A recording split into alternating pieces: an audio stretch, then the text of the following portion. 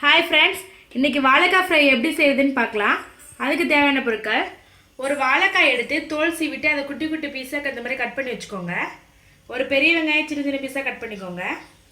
1/4 teaspoon மஞ்சள்தூள், கரம் மசாலா ஒரு 1/2 teaspoon, மிளகாய்த்தூள் ஒரு 1/2 டீஸ்பூன், சாம்பார் பொடி ஒரு 1/2 டீஸ்பூன், உப்பு வந்து நம்ம தேவைக்கேற்ப எடுத்துக்கலாம். ஒரு 1/2 டீஸ்பூன் வந்து ஜீரகம் எடுத்துக்கோங்க. தாளிக்க கடுகு, கருவேப்பிலை. இப்போது 2 டீஸ்பூன் எண்ணெய் விட்டுக்கோங்க. எண்ணெய் காஞ்சது கடுகு, ஜீரகம் போட்டோடனே மிளகாய்த்தூள் போட்டுக்கோங்க. மஞ்சத்தூள், கரம் மசாலா, சாம்பார் தூள் போட்டு நல்லா வதக்கி விடுங்க. இப்போது கருவேப்பிலை போட்டுக்கோங்க.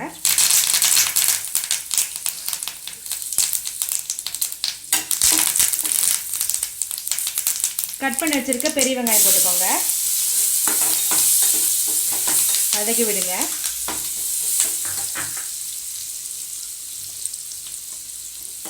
வெங்காயம் கொஞ்சம் நல்லா வதங்கட்டும்.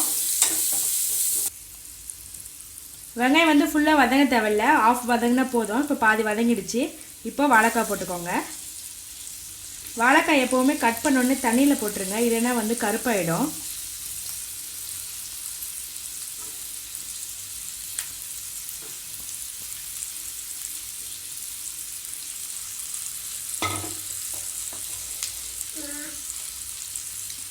உப்பு வந்து தேவையான அளவு போட்டுக்கோங்க. உப்பு சேர்த்து நல்லா வதக்கி விடுங்க. நல்லா மிக்ஸ் ஆகட்டும்.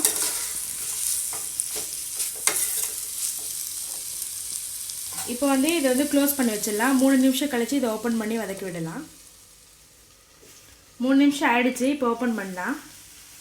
பாருங்கள், காய் வந்து குக் ஆகிட்டுருக்கு. இது வந்து தண்ணி மிக்ஸ் பண்ண வேணாம். தண்ணி மிக்ஸ் பண்ணால் டேஸ்ட் வந்து மாறிடும். இப்போ இந்த ஆயிலே வந்து காய் வந்து நல்லா வெந்துடும். ஒரு 10 நிமிஷத்தில் வெந்துடும். இப்போ வந்து இன்னொரு 3 நிமிஷம் இது வந்து குக் பண்ணி க்ளோஸ் பண்ணிடலாம். 3 நிமிஷம் ஆயிடுச்சு. ஓப்பன் பண்ணலாம். பாருங்கள், வாழைக்காய் நல்லா வெந்திருக்கு. உப்பு வந்து கரெக்டாக இருக்கான்னு இப்போயே செக் பண்ணிக்கோங்க. உப்பு பார்த்து செக் பண்ணிவிட்டு உப்பு உரைக்கலாம் போட்டுக்கோங்க. இப்போ அடுப்பை ஆஃப் பண்ணிடலாம்.